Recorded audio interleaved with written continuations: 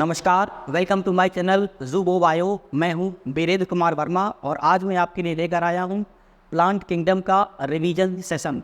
ये लेक्चर उन बच्चों के लिए एप्लीकेबल है जो नीट की तैयारी कर रहे हैं, क्लास 11th में है, क्लास 12th में है और वो बायोलॉजी स्ट्रीम से पढ़ रहे हैं।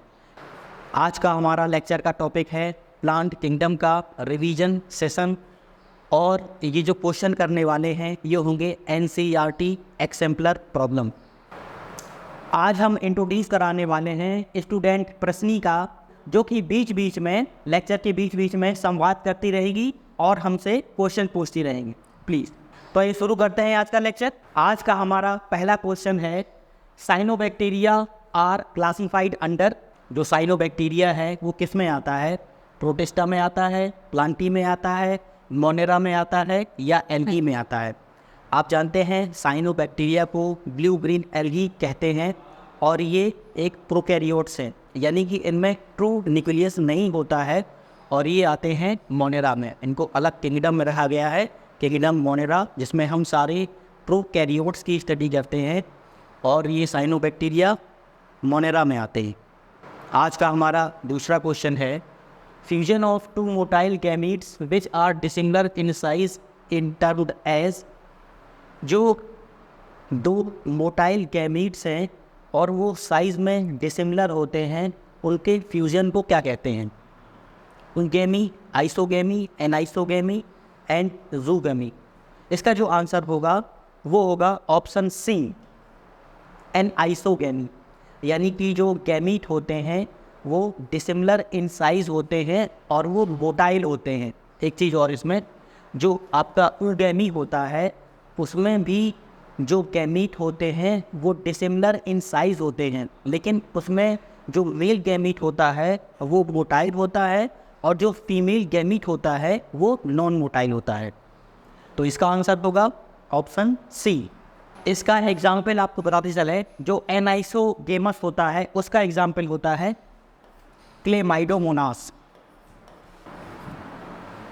जो एनाइसोगेमस है उसका एग्जाम्पल है क्लेमाइडोमोनास और उसके बाद जो ऊगेमस है इसका एग्जाम्पल है वॉल्वॉक्स। वॉल्वॉक्स एक ऐसा एल्गी है जो कॉलोनी बनाकर रहता है। इसके बाद आप देख रहे हैं आइसोगेमी। आइसोगेमी में हम दो केस स्टडी करेंगे। एक ऐसी केस स्टडी के दोनों गैमीट्स सेम होंगे लेकिन वो मोटाइल होंगे। जब ऐसा होता है कि दोनों गैमीट सेम होते हैं और वो मोटाइल होते हैं तो उसका एग्जाम्पल होता है यूलोथ्रिक्स। और एक जब ऐसा केस होता है कि जो गैमीट होते हैं वो नॉन मोटाइल होते हैं, उसका एग्जाम्पल होता है स्पाइरोगाइरा। स्पाइरोगाइरा एल्गी में असल में दो स्ट्रैंड के बीच, यानी दो स्पाइरोगाइरा एल्गी के बीच में एक कंजुगेशन ट्यूब बनती है और कंजुगेशन ट्यूब के माध्यम से जो मेल गैमीट होता है वो ट्रांसफ़र होता है फीमेल गैमीट में, तब उसमें आइसोगेमी होती है, यानी फर्टिलाइजेशन होता है। सर जूगेमी क्या होता है? जूगेमी पॉलिनेशन का एक तरीका होता है जिसमें जो मेल गैमीट है वो एनिमल के थ्रू ट्रांसफ़र किया जाता है फीमेल गैमीट तक। अब वो बर्ड्स हो सकती हैं, कोई और दूसरे एनिमल्स हो सकते हैं।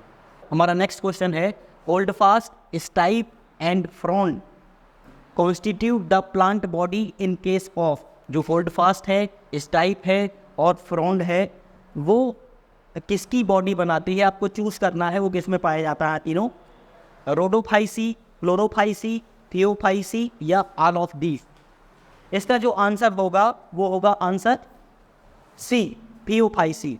थियोफाइसी को आप जानते हैं, ब्राउन एल्गी होते हैं ये और ये सारे के सारे समुद्री होते हैं। इनकी बॉडी बहुत लंबी चौड़ी होती है। अब ये मान के चलिए आप, ये कई कई मीटर तक लंबे हो सकते हैं। कैल्प और जो गैंट एल्गी हैं, बहुत विशाल एल्गी हैं, वो सब इसी में आते हैं। इसमें जो होल्डफास्ट, स्टाइप और फ्रॉन्ड है वो अलग अलग काम करता है। जैसे होल्डफास्ट क्या करता है, होल्डफास्ट उस एल्गी को एक पर्टिकुलर जगह में फिक्स करता है और जो फ्रॉन्ड होता है, फ्रॉन्ड का काम ये है कि ये जो है फोटोसिंथेसिस करता है। वाटर में ये रहता है तो वाटर में न्यूट्रिएंट्स इसको आसानी से मिल जाते हैं, लाइट मिल जाती है और ये फोटोसिंथेसिस करता है और एल्गी के लिए फूड बनाता है। इस टाइप एक तरह से इसकी तुलना आप प्लांट के स्टेम से कर सकते हैं, लेकिन याद रहे जो होल्ड फास्ट है वो केवल एल्गी को फिक्स करता है और वो कोई एब्सॉर्प्शन का काम नहीं करता है। तो इसका आंसर होगा ऑप्शन सी।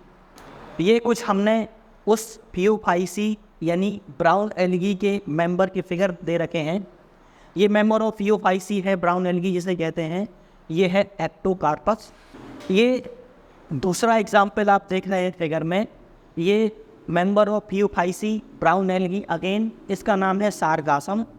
ये और 3 एल्गी आप देख रहे हैं, लेमिनेरिया, फ्यूकस, डिक्टियोटा, ये सारे के सारे ब्राउन एल्गी के मेंबर हैं।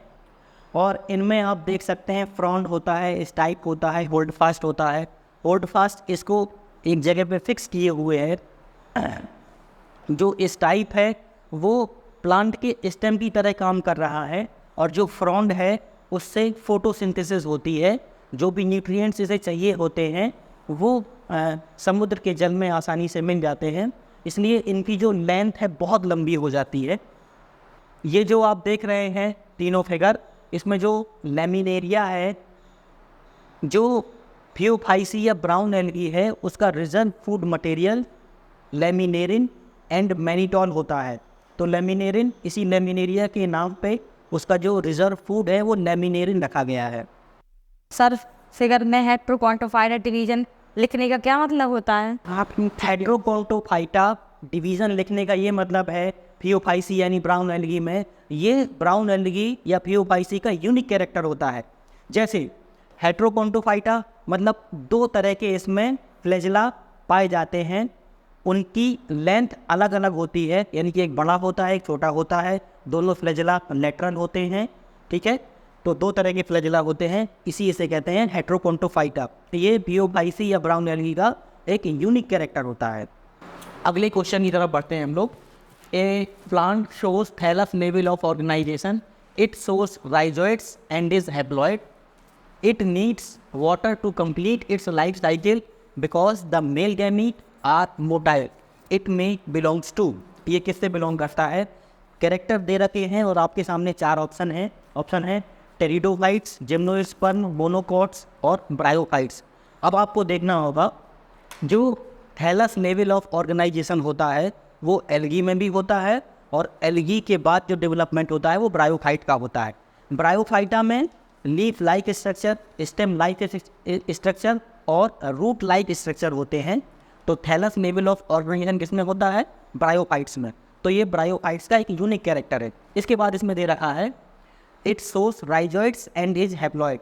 जो टेरिडोफाइटा होता है वो भी हैप्लॉइड होता है, लेकिन टेरिडोफाइटा में राइजोइड्स absent होते हैं, उसमें रूट्स होती हैं। तो जो राइजोइड्स है वो भी ब्रायोफाइटा का एक यूनिक कैरेक्टर है। इसके बाद आते हैं it needs water to complete its life cycle because the male gamete are motile. देखो भैया, लाइफ साइकिल कंप्लीट करने के लिए टेरिडोफाइटा को भी वाटर की रिक्वायरमेंट होती है, उसके भी मेन गैमीट जो है वाटर के माध्यम से ही पहुंचते हैं फीमेल गैमीट तक। और ब्रायोफाइटा में भी यही होता है कि इसको टेरिडोफाइटा की ही तरह अपनी लाइफ साइकिल कंप्लीट करने के लिए वाटर की रिक्वायरमेंट होती है, और मेल गैमीट वाटर के द्वारा ही फीमेल गैमीट तक पहुंचते हैं। तो ये दोनों में कॉमन कैरेक्टर होते हैं, लेकिन ब्रायोफाइटा को ज़्यादा वाटर की रिक्वायरमेंट होती है। ये अगर वाटर इसे नहीं मिलेगा तो इसकी डेथ हो जाएगी, ठीक है। तो इट में बिलोंग्स टू ब्रायोफाइटा। तो यूनिक कैरेक्टर क्या हुए कि ब्रायोफाइटा में राइजोइड्स होते हैं, ब्रायोफाइटा की बॉडी थैलस लाइक होती है, ठीक है। तो इसका आंसर होगा ऑप्शन डी। अब बढ़ते हैं हम लोग नेक्स्ट क्वेश्चन की तरफ। हमारा नेक्स्ट क्वेश्चन है ए प्रोथैलस इज। जो प्रोथैलस है उसके लिए 4 ये उसकी प्रॉपर्टी दे रखी हैं। A structure in pteridophytes form before the thallus develops. दूसरा ऑप्शन है a sporophytic free living structure formed in pteridophytes. फिर है a gametophytic free living structure formed in pteridophytes. और चौथा ऑप्शन है a primitive structure formed after fertilisation in pteridophytes. जो pteridophyta है उसमें मियोसिस के बाद स्पोर्स बनते हैं। इसी तरह से ब्रायोफाइटा में भी मियोसिस के बाद स्पोर्स बनते हैं। तो जो भी प्रोथैलस या इस तरह की स्ट्रक्चर बनेगी वो एक तो गैमेटोफाइट होगी यानी एप्लॉइड होगी। तो जो स्पोरोफाइट बता रहे हैं ये आंसर तो ऑलरेडी गलत हो गए, या फर्टिलाइजेशन के बाद बनते हैं, ये भी गलत हो गए ऑप्शन। आपके दो ऑप्शन बचे, a gametophytic free living structure formed in pteridophytes, या a structure in pteridophytes formed before the thallus develops. जो साइंटिफिक आंसर है वो आपका है ऑप्शन सी, ये एक गैमेटोफाइटिक स्ट्रक्चर है और ये फ्री लिविंग होता है जो टेरिडोफाइटा में बनता है। तो इसका आंसर होगा ऑप्शन सी। प्रोथैलस किसमें बनता है? टेरिडोफाइटा में। और जो प्रोटोनीमा है वो किसमें बनता है? ब्रायोफाइटा में। दोनों ही हैप्लॉइड होते हैं और दोनों ही फ्री लिविंग होते हैं। ये जस्टिफाई करने के लिए कि जो कैसे कैसे टेरिडोफाइटा में आपका प्रोथैलस बनता है, हमने फिगर दे रखा है। ये लाइफ साइकिल एक फर्न की दिखाई गई है। इसमें आप देख सकते हैं ये एक यंग प्लांट है, या इसे मैच्योर स्पोरोफाइट कहते हैं, क्योंकि जो टेरिडोफाइट की बॉडी होती है वो स्पोरोफाइटिक होती है। इसके बाद इसकी लीफ का जब स्टडी करेंगे, लीफ को फ्रॉन्ट भी कहते हैं। इसमें लीफ में नीचे के पार्ट में सोरस स्ट्रक्चर रहता है। सोरस एक्चुअली में स्पोरेंजिया का क्लस्टर होता है, यानी स्पोरेंजिया का गुच्छा होता है। अब स्पोरेंजिया को देखेंगे आप तो ये सोरस का स्ट्रक्चर है, इसमें से एक स्पोरेंजिया ली गई हमने।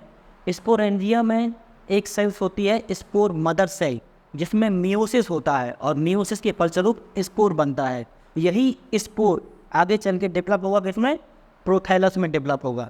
और प्रोथैलस में मेल और फीमेल पार्ट दोनों होते हैं। ये फीमेल सेक्स ऑर्गन यहाँ पे दिखाया गया है और मेल सेक्स ऑर्गन यहाँ पे दिखाया गया है।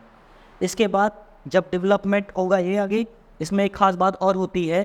इसमें जो मेल सेक्स ऑर्गन है उसमें जो एंथ्रीडियम होता है, उसमें जो स्पर्म बनते हैं वो मल्टी फ्लैजिलेटेड होते हैं, ठीक है, यानी बहुत से फ्लैजिला इसमें प्रेजेंट होते हैं। फर्टिलाइजेशन के बाद जाइगोट बनेगा, इसी में जाइगोट बनेगा। आप देख सकते हैं ये सेम स्ट्रक्चर यहाँ भी लगा रहेगा। कुछ समय के बाद ये स्ट्रक्चर निकल जाता है और फिर जो मैच्योर स्पोरोफाइट प्लांट है फर्न का वो बन जाता है। ये इसकी लाइफ साइकिल है। सन फिगर में जो एटोट्रॉफिक एमिनोसिस होता है, इसका क्या मतलब होता है? ऑटोट्रॉपिक का मतलब होता है कि ये फोटोसिंथेसिस करके अपना भोजन खुद बना सकता है, ये किसी के ऊपर डिपेंड नहीं करता है। और मोनोसियस टाइप का मतलब होता है इसमें मेल और फीमेल दोनों ही आपके ऑर्गन प्रेजेंट होते हैं। अब बढ़ते हैं हम लोग नेक्स्ट क्वेश्चन की तरफ। Plants of this group are diploid and well adapted to extreme conditions. They grow bearing sporophylls in compact structure called cones. The group in reference is, ये क्वेश्चन दे रखा है, इसमें आपको बताना है, ये चार ऑप्शन है, कौन सा आंसर सही होगा। Monocots, dicots, pteridophytes, gymnosperm. देखो भैया, जब भी कभी कोन्स की बात होती है तो हमेशा आंसर जिम्नोस्पर्म होता है, क्योंकि कोन्स जो होते हैं जिम्नोस्पर्म में बनते हैं। फिर भी एक बार क्वेश्चन पढ़ लेते हैं। और प्लांट बॉडी जिम्नोस्पर्म की एंजियोस्पर्म की तरह डिप्लॉयड होती है, यानी स्पोरोफाइटिक होती है। और ये जिम्नोस्पर्म जो होते हैं वो एक्सट्रीम कंडीशन के लिए एडेप्टेड भी होते हैं, क्योंकि ये जहाँ पर उगते हैं वहाँ पर इतनी ज़्यादा सर्दी पड़ती है कि सर्दी के कारण जो पानी होता है बर्फ़ में कन्वर्ट हो जाता है। बर्फ़ में कन्वर्ट होने के कारण इन पौधों को पानी नहीं मिल पाता, यानी एक तरह से पानी की वहाँ पर कमी हो जाती है। तो ये एडेप्टेड होता है एक्सट्रीम कंडीशंस के लिए। उन कंडीशंस में भी ये सर्वाइव कर लेते हैं, जैसे पाइन है और आपके कोन्स हैं, साइकस है, इस तरह के जो प्लांट होते हैं वो सब आते हैं जिम्नोस्पर्म। तो इसका आंसर होगा ऑप्शन डी। आप सभी से गुजारिश है, प्लीज़ मेरे वीडियो को लाइक करिए, वीडियो को शेयर करिए, वीडियो के ऊपर कमेंट करिए, और हमारा काम पसंद आ रहा हो तो सब्सक्राइब जरूर करिएगा। The embryo sac of an angiosperm is made up of. जो एम्ब्रियो सैक होता है एंजियोस्पर्म का वो किसका बना होता है? उसमें 8 सेल्स होती हैं, 7 सेल्स एंड 8 न्यूक्लियाई होती हैं, 8 न्यूक्लियाई होती हैं, 7 सेल्स एंड 7 न्यूक्लियाई होते हैं। इसका जो आंसर होगा वो होगा ऑप्शन बी। जो एम्ब्रियो सैक होता है एंजियोस्पर्म का उसमें 7 सेल्स और 8 न्यूक्लियस होते हैं। कैसे कैसे हमने फिगर के माध्यम से बताया है, आइए देख लेते हैं। ये है इंटरनल स्ट्रक्चर ऑफ पिस्टिल का फिगर बताया गया है। इसमें ये स्टिग्मा स्टाइल ओवरी और ओवरी के अंदर ओव्यूल जुड़ा होता है प्लेसेंटा के द्वारा। ये पिस्टिल का वर्टिकल सेक्शन दिखाया गया है, अंदर का सेक्शन। अब देखिए जो ओव्यूल है उसका फिगर हमने ये दिखाया गया है, बाकी सब छोड़ दिया है क्योंकि हमारा काम केवल ओव्यूल से है। ओव्यूल में एक जहाँ से पॉलन ट्यूब इंसर्ट होती है वो कहलाता है माइक्रोपाइल। इसमें इनर इंटेगुमेंट और आउटर इंटेगुमेंट 2 लेयर हैं। इनर इंटेगुमेंट अंदर की लेयर है और आउटर इंटेगुमेंट बाहर की लेयर है। इसकी जो सेल्स हैं अंदर की उन्हें कहते हैं न्यूक्लियस। अब आगे बढ़ते हैं, इसको यहाँ पे लाए हम लोग। इसमें न्यूक्लियस में एक बहादुर सेल्स होती है जिसे कहते हैं MMC, mega spore mother cell. ये मेगा स्पोर मदर सेल आगे आती है और अब इसमें मियोसिस होती है। मेगा स्पोर मदर सेल में मियोसिस होती है और बाकी सेल्स आपकी डीजनरेट हो जाती हैं। देखिए मेगा स्पोर मदर सेल में मियोसिस हुई और एक सेल से मियोसिस के फलस्वरूप 4 हैप्लॉइड सेल्स बनी।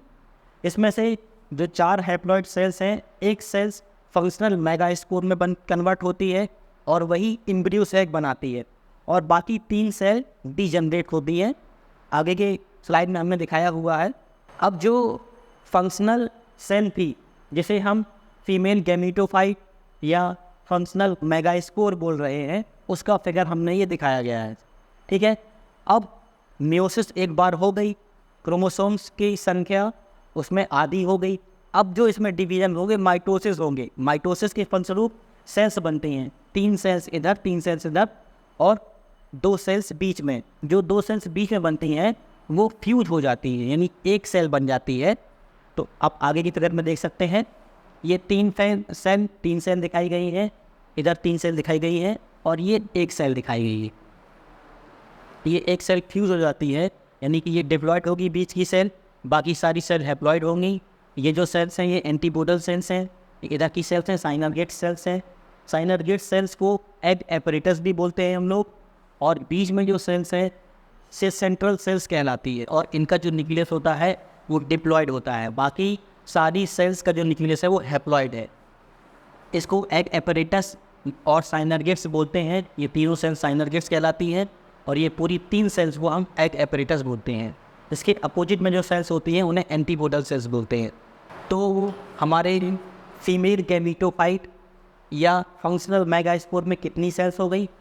3 और 3 6 और बीच में ये एक सेल, 7 सेल हो गई।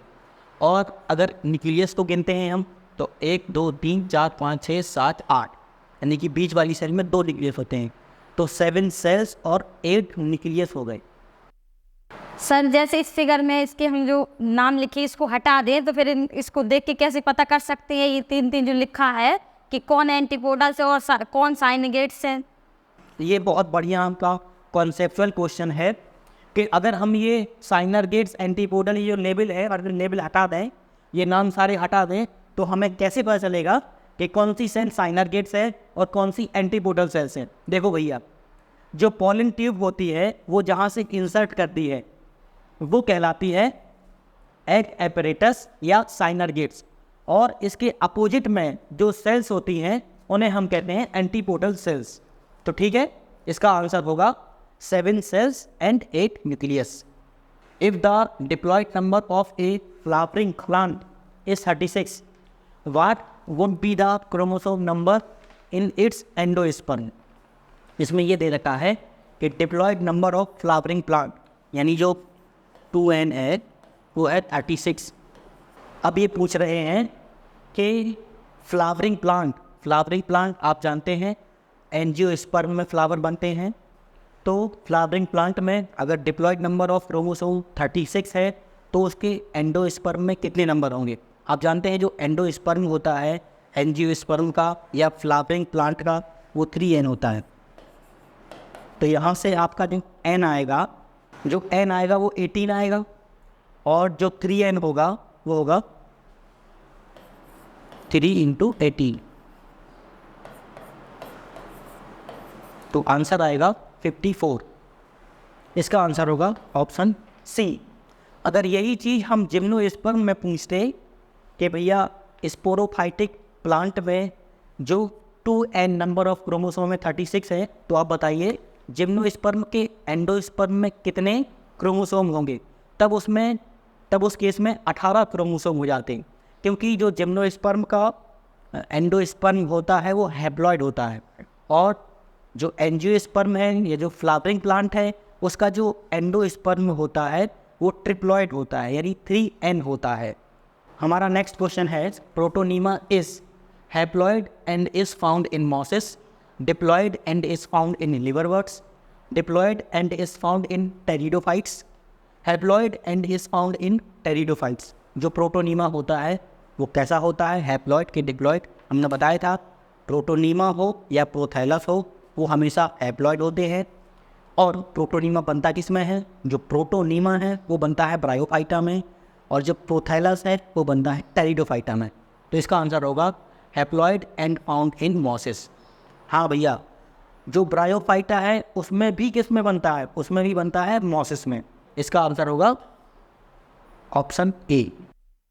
सर मॉस ब्रायोफाइट है ये तो हमें पता है, बट याद कैसे रखा जाए कि इसमें प्रोटोनीमा बनता है। बहुत अच्छी बात है, ये तो पता है आपको कि मॉस ब्रायोफाइट है, लेकिन याद करने का एक तरीका है कि जो प्रोटोनीमा है वो मॉस में बनता है यानी ब्रायोफाइट में बनता है।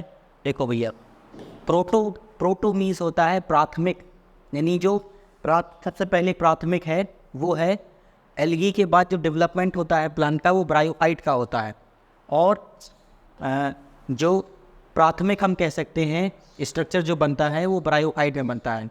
तो जैसे ही प्रोटो शब्द यूज़ हो तो आपको समझ जाना है कि प्रोटोनीमा कैसे बनेगा, ब्रायोफाइट में बनेगा, और ये हैप्लॉइड होता है। फिगर देख के आप समझ सकते हैं ये फ्यूनेरिया या मॉस का एक मैच्योर प्लांट है। इस मैच्योर प्लांट में ये जो आप स्ट्रक्चर देख रहे हैं फूट, सीटा और कैप्सूल ये डिप्लॉयड होता है, बाकी जो इसकी पूरी प्लांट बॉडी होती है वो हैप्लॉइड होती है। स्पोरोफाइट गैमेटोफाइट के ऊपर डिपेंड करता है। अब इस स्ट्रक्चर को लेते हैं हम कैप्सूल को, कैप्सूल के अंदर मियोसिस के फलस्वरूप स्पोर बनते हैं, वो हैप्लॉइड हो जाते हैं, वो जर्मिनेट करके प्रोटोनीमा बनाते हैं। प्रोटोनीमा फिर आगे डेवलप इस तरह के प्लांट में होगा, और इसमें दोनों ही ब्रांचेस रहती हैं, फीमेल ब्रांच और मेल ब्रांच। फीमेल ब्रांच में आर्चिगोनियम का डेवलपमेंट होगा, उसके अंदर एग बनेंगे, और मेल ब्रांच में एंथ्रीडियम में स्पर्म का डेवलपमेंट होगा। इसमें जो स्पर्म होते हैं वो बाई फ्लैजलेट होते हैं, यानी ब्रायोफाइटा में जो स्पर्म बनते हैं वो बाई फ्लैजलेट होते हैं, यानी उसमें 2 फ्लैजला होते हैं। और जबकि टेरिडोफाइटा में जो स्पर्म बन रहे थे उसमें वो मल्टी फ्लैजलेट थे, यानी उसमें कई सारे फ्लैजला प्रेजेंट थे। तो इस तरह से स्पर्म इस एग से फ्यूज होकर जाइगोट बनाएगा, और जाइगोट फिर आगे डेवलपमेंट करके फ्रूट, सीटा और कैप्सूल में कन्वर्ट होगा। इस तरह से उसका मैच्योर प्लांट बन जाएगा फ्यूनेरिया का। फ्यूनेरिया में आधा प्लांट, इसका नीचे का प्लांट जो होता है गैमेटोफाइटिक होता है, और ऊपर का स्पोरोफाइटिक यानी डिप्लॉयड होता है। और जो स्पोरोफाइटिक रीजन है इसका, स्पोरोफाइटिक प्लांट है, वो इस गैमेटोफाइट के ऊपर डिपेंड करता है। अब बढ़ते हैं हम लोग नेक्स्ट क्वेश्चन की तरफ। द गेंद रेडवुड ट्री यानी सेक्वोया सिम्परविरेंस इज एन। जो रेडवुड ट्री है जिसे विशाल रेडवुड ट्री कहते हैं वो क्या है, एंजियोस्पर्म है, फर्न है, टेरिडोफाइट है या जिम्नोस्पर्म है। जिसकी बात हम कर रहे हैं सेक्वोया सिम्परविरेंस, वो एक जिम्नोस्पर्म है, और ये बहुत ही विशालकाय प्लांट है। इसके फिगर आगे हमने दे रखे हैं। ये फिगर है सेक्वोया सिम्परविरेंस, गेंद रेडवुड ट्री कहते हैं, यानी बहुत ही विशाल रेडवुड ट्री इसे कहते हैं। ये इतना चौड़ा होता है कि इसके बीच से करीब 6 या 7 मीटर चौड़ी सड़क आप बना सकते हैं, यानी कि इसकी जो लेंथ होती है वो 5-6 मीटर तक चौड़ी हो सकती है, जिसके बीच से आप इस तरह से एक सड़क का निर्माण कर सकते हैं। ये इसका यंग ट्री है सेक्वोया सिम्परविरेंस। कुछ और भी इसके फिगर हमने दे रखे हैं। ये सेक्वोया सिम्परविरेंस का आपने पहाड़ी इलाकों में देखा होगा, इस तरह का भी प्लांट होता है। ये बाद में जब बहुत पुराना हो जाता है तो वो चौड़ा होता जाता है। आप सभी से रिक्वेस्ट है, अगर आपको हमारी वीडियो पसंद है तो वीडियो को लाइक करें, शेयर करें और कमेंट, चैनल को सब्सक्राइब करें। Thank you, have a nice day.